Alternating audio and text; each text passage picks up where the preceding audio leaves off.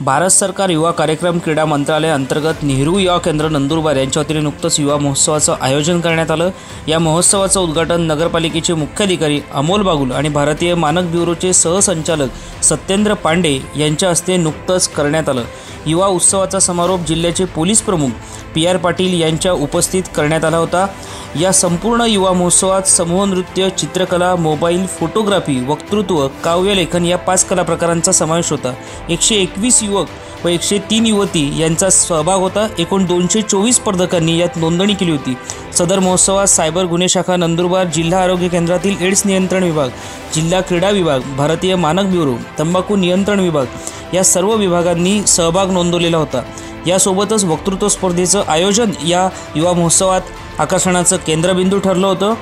या संपूर्ण स्पर्धेमध्ये प्रथम पारितोषिक प्राप्त केलं ते दीप अविनाश पाटील माळी यांनी। सर्वत्र त्यांचं या यशाबद्दल कौतुक केले जाते। सन्मान चिन्ह आणि 5000 रुपये देऊन त्यांना सन्मानित करण्यात आलं।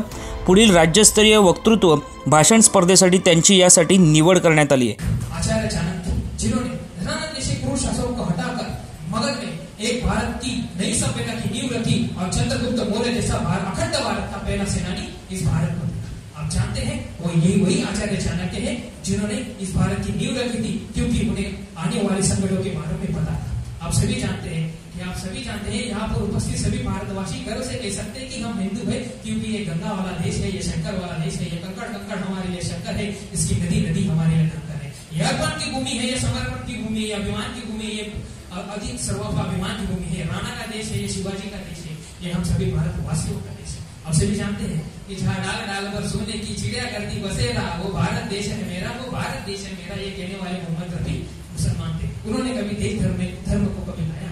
जहाँ डाल डाल पर सोने की चिड़िया करती बसेरा कहने वाले मोहम्मद रफी, जैसा मैंने कहा कि उन्होंने कभी धर्म में लाया नहीं। अब आगे बढ़ते हैं, प्राचीन काल का इतिहास अब आगे लेके जाते हैं। भारत पर हमेशा एक तुर्क, अफगान, ईरानी, मौलवी, गजनी, इन सारे परतंत्रियों का आक्रमण पहले से ही होता रहा, लेकिन फिर भी हमेशा भारत उन सभी को देश से खदेड़ता रहा। आप सुनिए, याद कीजिए वो तारीख 8 जून 1576, जिस दिन हल्दी घाटी के युद्ध में 15,000 सैनिक निकले। सिर्फ वो तारीख 8 जून 1576, जिस दिन हल्दी घाटी के युद्ध में 15,000 सैनिक निकले। सिर्फ वीर राजपूत महाराणा प्रताप और उनके सामने सिर्फ 80,000 की फौज लिए बादशाह आलमगीर अकबर सामने रहता है, लेकिन वो राणा प्रताप के सामने आने की कभी भूल नहीं करता, क्योंकि उसको मालूम है राणा कभी हारे नहीं और अकबर कभी जीता नहीं। ये हमारी भारत की संत भूमि है, ये भारत की ये ग्रंथों की भूमि है। आप सभी को पता है, उसी अस्मिता को आगे बढ़ते हुए आचार्य चाणक्य और महाराणा प्रताप की वीरताओं को और गाथाओं को, विरासत को आगे बढ़ाते हुए छत्रपति शिवाजी महाराज जो इस महाराष्ट्र में हुए, ये उस छत्रपति शिवाजी महाराज का देश है। ये उस छत्रपति संभाजी महाराज का देश है जिन्होंने अपने पिताजी छत्रपति शिवाजी महाराज के मरने के बाद 9 साल तक 120 लड़ाइयां लड़ी, लेकिन एक भी युद्ध न हारने का विश्व विक्रम बनाया। ये उस छत्रपति संभाजी महाराज का देश है। देश धर्म पर मिटने वाला शेर शिवा का छावा था, देश धर्म पर मिटने वाला शेर शिवा का छावा था, परम पराक्रमी परम प्रतापी एक ही शंभू राजा था। ये उस छत्रपति संभाजी का देश है। आगे बढ़ते हुए आपको पता है 1857 की क्रांति थी, जिसमें तात्या टोपे, नाना साहेब पेशवा और आगे बढ़ी तो झांसी की रानी जो वीर वीरांगना थी। सिर्फ झांसी की रानी नहीं, इस भारत में बहुत सी ऐसी रानियां हुई जिन्होंने अपने देश के लिए बलिदान किया है। आप दिल्ली की रानी गीता देख लीजिए, या कश्मीर की रानी नाजिया सुल्ताना, आप स्वतंत्र इंदौर की रानी अहिल्याबाई होलकर देख लीजिए, जैसे और मैंने जैसे कहा कि झांसी की रानी।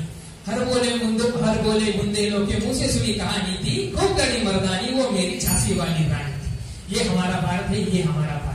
1857 की क्रांति को लेकर आगे बढ़ते हुए जब चलते हैं, तब ये देश स्वतंत्र वीर सावर का देश बनता है। स्वतंत्र वीर सावर के बाद उनके मित्र, परम मित्र लोकमान्य तिलक का यह देश है। उसके बाद लोकमान्य तिलक के बाद आगे आते हैं तो बहुत सारे क्रांतिकारी इस देश के लिए बलिदान देते हैं, क्योंकि इस बात के लिए कि उनका वर्णन इतिहास में होगा, सिर्फ इस बात के लिए कि ये भारत देश मेरा है, उसके प्रति संभावना के लिए वो ये सब करते हैं। आगे बढ़ते हुए जब हमें पता चलते, याद कीजिए 11 सितंबर 1983 का वो दिन जब स्वामी विवेकानंद जिनका हमने आप सभी ने जिनको प्रतिपूजन किया है, वो जब कहते हैं कि मेरे भाइयों और बहनों 3 मिनट तक तालियां उशिकाओं की धर्म संसद में बसती रहती है और उनका वो व्याख्यान हमेशा के लिए अमर हो जाते हैं। ये उनका देश है। रघुपति राघव राजा राम पतित पावन सीताराम, ये महात्मा गांधी का देश है। मैं इस भारत के 52 टुकड़े कभी नहीं होने दूंगा, अखंड भारत की निर्माण करूंगा, ये कहने वाले सरदार वल्लभ भाई पटेल का ये देश है। और जाते जाते मैं बस इतना कहना चाहता हूँ कि इस अर्पण की भूमि में बहुत से क्रांतिवीर हुए हैं। ये हमारी जिम्मेदारी है कि हमें अब क्रांति के बलिदान नहीं देना है, बस दिए हुए उनके बलिदानों को हमेशा जागरूक रखना है। मुझे अटल बिहारी वाजपेयी जी को शब्द हमेशा याद रहते हैं कि भारत कोई देश, भारत कोई जमीन का टुकड़ा नहीं है, जीता जाता राष्ट्र पुरुष है। ये अर्पण की भूमि है, या समर्पण की भूमि है, या वंदन की भूमि है, या अभिनंदन की भूमि है। इसकी नदी हमारे लिए गंगा है, इसका कंकड़ हमारे लिए शंकर है। ये सब भूमि, इसके नदी हमारे लिए गंगा है, इसका कंकड़ हमारे लिए शंकर है। हम मरेंगे भी तो इस भारत के लिए और जिएंगे भी तो इस भारत के लिए। और मरने के बाद गंगा में बहती अस्थियों को अगर कोई कान लगाकर सुनेगा, उसमें सिर्फ एक ही आवाज आएगी, भारत माता की जय।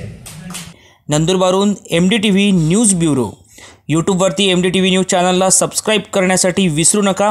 कमेंट बॉक्समध्ये आपली कमेंट जरूर लिहा।